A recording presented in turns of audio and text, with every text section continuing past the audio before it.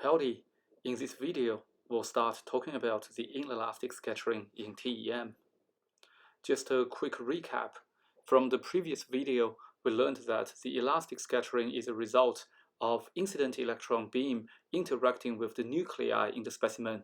There is nearly no loss of energy for the incident electrons. In contrast, the inelastic scattering is caused by the incident electron interacting with the electrons in the specimen. Some energy from the incident electrons will be lost. The lost energy will be used to generate different signals. For example, characteristic X-ray, cathodoluminescence, OJ electrons, plasmon, and phonons. The loss of energy from the incident electron beam can also cause beam damage of the TEM specimens. The figure on the right depicts the probability of signal generation from the electron beam specimen interaction. The cross-section for plasmon is the highest, followed by the elastically scattered electrons, then L and K characteristic X-ray, and lastly secondary electrons. For the signals generated by the inelastic scattering, we'll focus on the characteristic X-ray and cathodoluminescence in this video, and in the next video, we'll talk about the OJ electrons, plasmons and phonons, and the beam damage. So how does the characteristic X-ray generated from the inelastic scattering? In the example here, you can see that the incident electron knocks out a K-shell electron, and that leaves a hole behind. This configuration is not stable, so an electron from higher energy level will jump to the K-shell and fill in the hole. The energy of the electron from the L shell is higher than that in the K shell. Therefore, the excess amount of energy is emitted in the form of a photon, in this case, X-ray. Because the energy for the K shell, L shell, etc. in each material is unique, the energy difference, for example, from the L shell to K shell is unique as well. Thus, the wavelength of the X-ray is also unique. That's why we call this X-ray characteristic X-ray. And we can use the characteristic X-ray to tell us the chemical information of a material. There is a small note I'd like to make here. When the L shell electron fills in the K shell, that leaves behind a hole in the L shell. An electron from an even higher energy level has to fill in this hole. Therefore, ionization and X-ray generation is never a single event, but a cascade of events back to the ground state. That explains the observation why the ionization energy, the energy that is required to kick out an electron, is always slightly higher than the energy of the characteristic X-ray.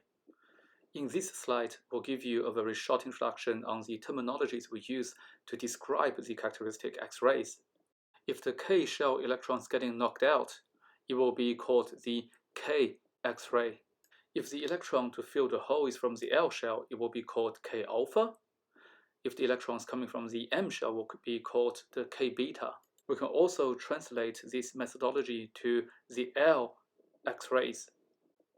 One important understanding on the characteristic X-ray is that not all elements that emit the characteristic X-ray in the same manner. Given the same level of ionization, the low Z elements are less likely to emit X-ray, but the high Z elements are more likely to emit X-ray. This is because the generation of the characteristic X-ray is in competition with the generation of OJ electrons, which we'll discuss more in the next video. In the characteristic X-ray generation, it's the core shell electron getting knocked out. In a similar fashion, the electrons in the valence band can be knocked out as well, leaving behind a hole. The electron from the conduction band can fill in the hole. Since the conduction band is at a higher energy level, the excess amount of energy will be emitted as a photon. Since the energy gap between the conduction band and the valence band is small, the wavelength of the photon falls in the range of the visible light, and this phenomenon is called cathodoluminescence. In this slide, I'd like to briefly talk about the life of Henry Moseley, as his work laid down the foundation of characteristics X-ray. Henry Moseley is British.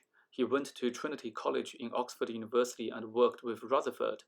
Initially, Rutherford asked him to work on X-ray diffraction, but mostly thought there were already too many people working on this topic. He wanted to do something new. So instead of shining X-ray on materials, he was more interested in looking at the energy of X-ray coming from different materials.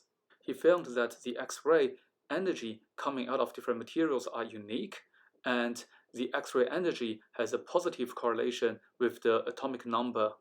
It is a big discovery, and many people thought he could have won the Nobel Prize in 1915 or 1916. Unfortunately, he joined the British Army in the First World War and was killed by a sniper in Turkey. Mosley died at the age of only 27, and it was a great loss to the scientific community. So, as John Lennon said, make love, not war, peace.